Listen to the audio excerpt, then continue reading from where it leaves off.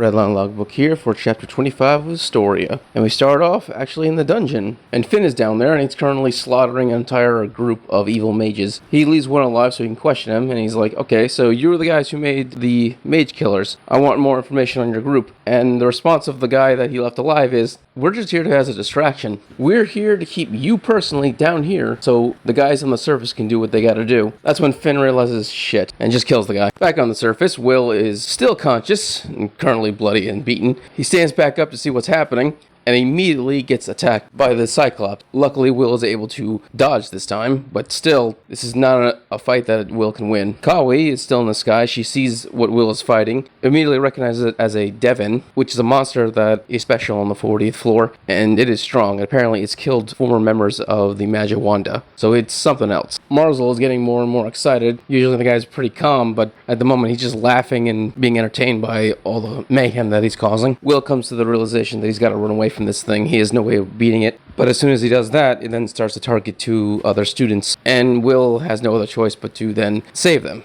Will just can't let people die. As such, he's basically stuck. He can't run away because it would kill other people, but if he stays and fights, he's going to die himself. So that means the only option he has is to beat this thing, and he does not. It immediately knocks his ass down again. And once again, this thing's speed is absurd. After hitting Will, it's standing completely straight up. It doesn't even get into a running position. It then immediately, sprints, teleports basically, right above Will, and then hits him again. I said in the last chapter he might be as fast as Liana. I think it's faster than Liana, actually. Yeah, the monster's about to kill Will when Dawn, the dwarf, shows up and actually knocks it away. And then he orders the rest of the dwarves to surround it, and they're all going to attack it all at once. The plan basically is to have the dwarves destroy the mage killer, and then have every mage from elite to student just bombard it with their strongest spell. Unfortunately, that was the plan from the very beginning. That's when Headless activates his spell. This is an ability that this monster has where its core leaves its chest and it basically absorbs the other lesser beings of its kind to increase its own power.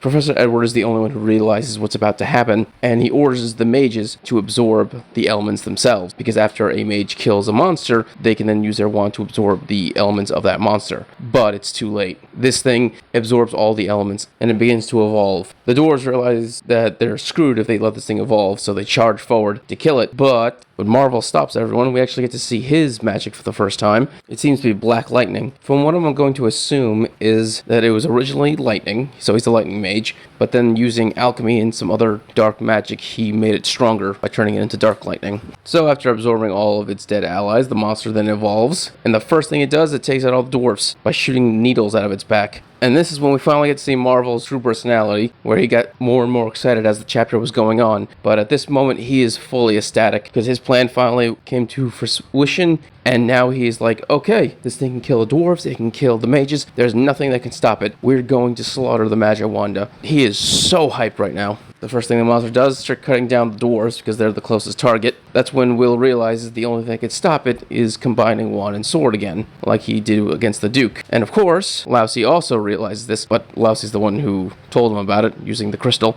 And so Lousy fires his magic at Will, hoping his sword could absorb it. But the Devon is way smarter than anyone realized, because he immediately cut off the magic with its mage killer, stopping Will from getting its power. And just to be sure that Losti can't do any more, the Devon chops off his arm. Will then goes berserk and starts attacking the Devon, but it just smacks him across the city again, where they end up on rooftops fighting. Losti then looks to Kiki and says, hey, go to Clanette, I'll make sure your master lives. And then we get back to the fight with Will and the Devon, and Will ain't winning that. His rage can't give him the power to overtake it, and thinking clearly doesn't give him the power to come up with a strategy to win against it. No matter what, Will just can't do it. This thing's raw strength overpowers both Will's body and mind. Realizing that he's a dead man, Will starts to falter, and that's when the Devon does one giant attack, and all you see is the rooftop just explode while Will falls out of it. But Will didn't actually fall out of the rooftop, because the Devon didn't miss. What happened was that Losti pushed Will out of the way, and all you see is a Devon stab its sword straight through